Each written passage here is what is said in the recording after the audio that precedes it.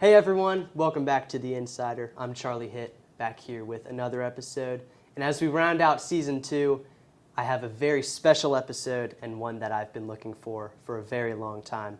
With me is Providence Day alum and current Charlotte Hornets NBA star Grant Williams. Thanks for joining me, man. Thanks for having me on. Absolutely. Since you've graduated from Providence Day, you've been a frequent visitor on campus. So what comes to mind when you think about the relationships you've built at Providence Day and that you've kept for so many years? Yeah, it draws me back to home, you know. Providence Day, I feel like family because of the 4 years that I spent here. I had a bunch of great, friends that went here, but also relationships with my teachers and professors who are still around, whether it's Dr. B, Miss Gowan. I can list off probably 20, 30 people, but I'm thankful for the impact they had on my life, and I try my best to come back and bring joy to other spaces as much as people did for us when I was in school. You had a really incredible career while you were at Providence Day, but I want to ask you about your recruitment after Providence Day, because I know you were getting recruited by Yale, Harvard, Ivy League schools, and you ended up going to Tennessee, new head coach Rick Barnes. Do you mind telling me just kind of how that came about? Yeah, so I had been recruited by Yale since I was in 8th grade, and then Princeton came on probably in 10th grade. I remember I was pretty much decided on either Yale or Princeton or one of those guys going into my senior year. But I remember my assistant coach who recruited me at UNC Charlotte, his name was Desmond Oliver. His staff had gotten fired 2 years prior, and I had the best relationship with him as a coach. And he got a job at Tennessee under Rick Barnes after he left Texas. And he came on late senior year and said, "Hey Grant, our relationship and your I really care about you and your family, and I want you to hopefully give me opportunity to recruit you again while here at Tennessee under Coach Barnes." And I said, "I trust you, and you're one of my favorite people, so absolutely." So I gave him a chance, and that recruitment started, and fell in love with the staff. I didn't know Coach Barnes super well because he was so focused on the season at the time, and he saw me once or twice, and I remember thinking Coach Barnes, that's a good guy. Yeah. I would really enjoy playing for him, but it was difficult because I loved Coach Jones at Yale and then Mitch at Princeton, so it was an interesting time. But how it happened was I actually didn't have a decision until the night before I said I chose. I prayed on it the night before, and I said, whatever school's on my mind when I wake up, that's what I'm going with. And I woke up, and the first school that came to mind was Tennessee, and I said, that's God, giving me the direction that I needed. And Coach Barnes is high on faith, and was something that was really potent for me back then. And still to this day. And I'm thankful for the decision I made because, Tennessee was a huge impact on my life. It definitely turned out well. You won SEC Player of the Year in your sophomore year. And I want to ask you about the decision to come back for your junior year after, having such a great sophomore year. What went into that decision? Injuries. It's funny Really? Because my entire sophomore year I was playing through a back injury / nerve injury. So I remember there was the LSU game. I remember I played the first 2 minutes. I fell and I lost feeling of my right leg. And I was like, yeah, I might not be able to come back and play. But then I went to the back, worked on it, and then I came back and I think played really well in the second half. But I'd been dealing with that for the whole season. And Rick Barnes did a good job of communicating to me. He said that, your first impression is huge on NBA talent, NBA guys. And you don't want to go when you're not in your best potential ability, and next you try and force it, and you have to come back next year, and now your whole perception is different because they saw you that last year. So I didn't even test the waters. I just decided to go back to school, make sure I got healthy, and if not replicate or duplicate the year I had the year before, and hopefully do better with it. And I did, and our team was really, really good, and we were able to have some success. And then after that year, I decided, as much as it would have been fun to go back for the individual accolades at Tennessee, whether it was 3-time Player of the Year and potential Naismith Player of the Year and stuff like that, I said, I don't think that's not something that fulfills me. Yeah. And I said, let me go ahead and put my name into the draft. And I had the long conversation with Coach saying, I love you and I appreciate all you did for me, and I'm thankful for you putting me in the position to be here. That decision, I think, in today's college sports world, that would be less common of a decision to come back for your third year after winning the accolades that you did in your sophomore year. So when you look at college athletes and high school athletes right now, there's a focus on NIL, maybe not staying with the same college program for multiple years in a row, what advice do you give players that are thinking about transferring, or just what goes into it with NIL now? I always say there's a difference between transferring to run from the grind versus better opportunity and potential. I'd rather someone stick it out and fight for their position in their spot, at least give it a chance, an opportunity. And if things don't change, then you can say, okay, maybe I can do something different. But the transfer portal nowadays is really just a mercenary ad. You're hiring guys year over year just to play for your team. So I'm not saying that guys shouldn't take full potential to make as much wealth as they can while they're maybe at the best of their ability, whether it's in college or maybe potentially in pros one day. But at the same time, understanding there's a level of connection and a level of joy that when it says you play for one school and you were able to make not only the team better, but also the people around you better every single day. And I think that when it comes to transferring, difference between, grinding and realizing that you may have to go somewhere else for a better opportunity versus, taking the excuse of saying I'll just go because someone else will give me an opportunity just because. And I'd rather work for the opportunity than be handed it. After you left Tennessee, you were drafted in the first round by the Boston Celtics. What was it like for you and your family to hear your name called on draft night by one of the most historic teams in the NBA? Absolutely. It's funny because that's another Providence Day School connection. I was at Lucas Chamberlain's house, who's Providence Day alum, and we were celebrating there, just watching the draft, trying to see where I would be selected. And I remember vividly that night that the first text I received was congrats. And I remember it was from Ben Ferris. Mm-hmm. Me and Ben hadn't talked in probably 3 years since the last time we played together here in at PD. And when I saw that text, I remember saying, why is Ben texting me congrats before, I hadn't been announced yet. And I called my agent. I'm like, hey, have you heard anything? What's going on? He's like, no, I haven't heard anything. Have you? I said, I just got 3 congrats texts, one from a guy I haven't talked to in a long time. And so he said, actually, supposedly you're about to go to Boston here. I don't know for sure, but at the same time, I will take out your phone just in case. And so I took out my phone, and it was a special moment hearing my name called. I didn't think I was going to be going to Boston. I knew that if I didn't go to Boston 22, I'd be going to Utah the next pick. Mm-hmm. But Boston at 22 surprised me, and I was like, oh, well, looks like I'm going to play for the Celtics, and it was some of the best 4 years I've had. Why didn't you think you were going to Boston? I had a funny draft workout story that I was just like, there's no way they draft me, even though, I definitely showed a little bit of grit and determination when I sprained my ankle during the workout and still ran sprints afterwards. But prior to that, I had requested the clipboard out of the coach's hand and drawn up a play, and it worked. And then I did it again, and it didn't work. So let's just say I was like, they're not going to want a guy like me there, too smart, trying to be too smart for his own good.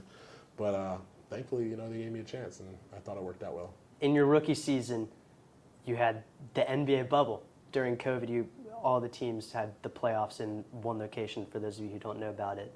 What was it like in the bubble? You were there for, almost 3 months? Yeah, close to 89 days, I believe. Wow. It was interesting.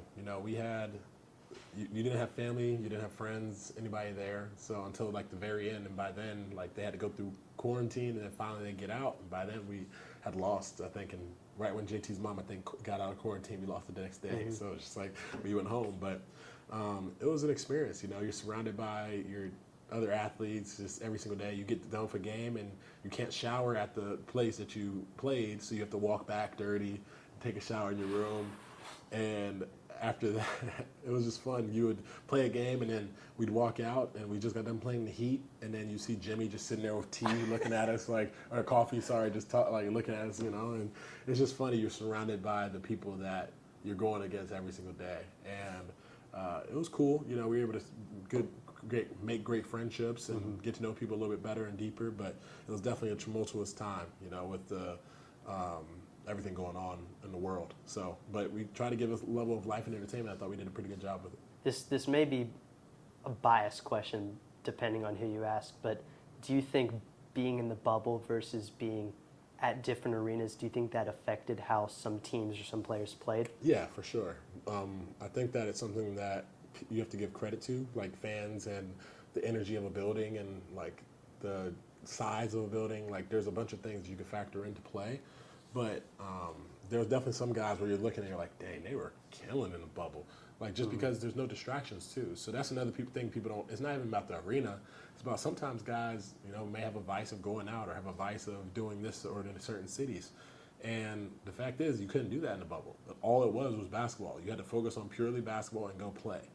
And I think that allowed a lot of guys to hone in and focus. And there was some people that performed and overperformed. And there's also some people that couldn't do it because they're stressing or underperformed because it was a really different environment. How do you think it affected you? I played pretty well in the bubble. There you go. I think I did. Well, yeah. Now I think about it, I did. And then Brad played me in the closing game of Game 7, and I remember playing that Heat series. I played in every series in the bubble. When we swept Philly, I played like 30 minutes because Gordon was hurt. So yeah, I think I played well. And now, fast forwarding a few years, you're back with Charlotte and your hometown team. So I want to ask you, how have the last couple of months been since you've been traded? Honestly, they've been great. It's something special to say that you're playing for your hometown team, especially I want to be able to help lay a foundation here and build something that the organization and the city can be proud of. Something that's going to be a passion that is going to drive me for this not only upcoming season, but hopefully years to come. And it's been cool just being around family and friends. I can't wait to get my own space, when I actually get my house and I'll be able to move out of my mom's and dad's cribs. But outside of that, it's been pretty good. What do you think you're most looking forward to while you're in Charlotte, on or off the court? The thing I'm most looking forward to being here is just the amount of engagement that I can have, whether it's in the community, like being able to have my foundation, be able to actually partake in the work that's being done rather than just being afar and being the namesake, as well as just being available, being available to friends, being available to family, being available for events or things going on. And I'm excited for the weather because I've been in a city where in the winters it's pretty good, so I'm excited.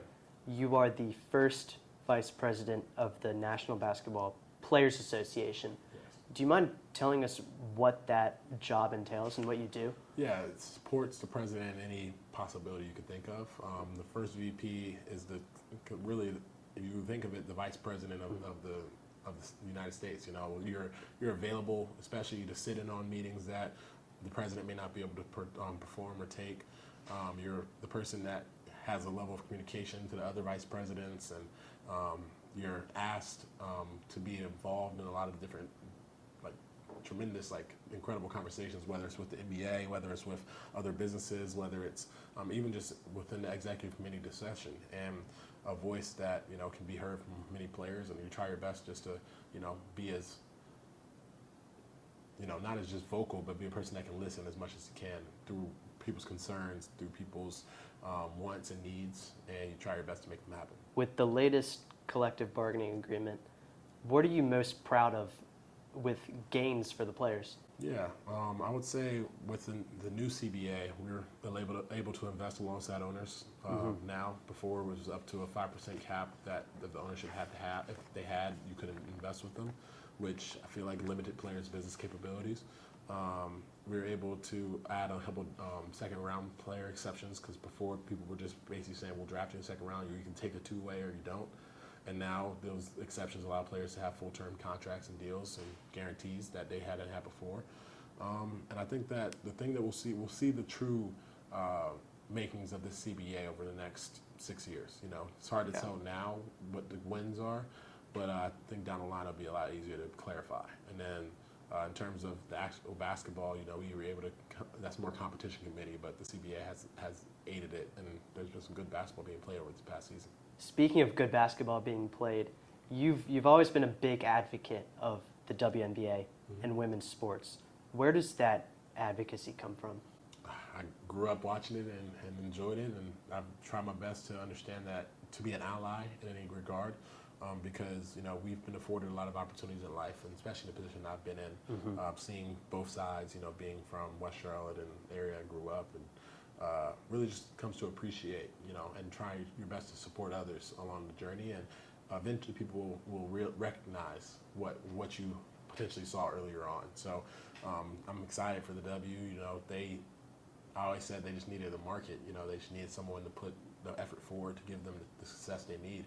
prior that you couldn't find their games versus now they're available on ESPN. Now you wonder why their viewership's up 300%. You wonder why they're starting to produce revenue potentially in certain teams and arenas. And it's super exciting for the potential as expansion and the game itself continues to grow. And the girls will continue to get as athletic as possible. They're going to be able to play the game. I feel like it reminds you of a different sport too. Yeah. Because with the NBA, you see a lot of skill, you see a lot of spacing, you see a lot of downhill athleticism.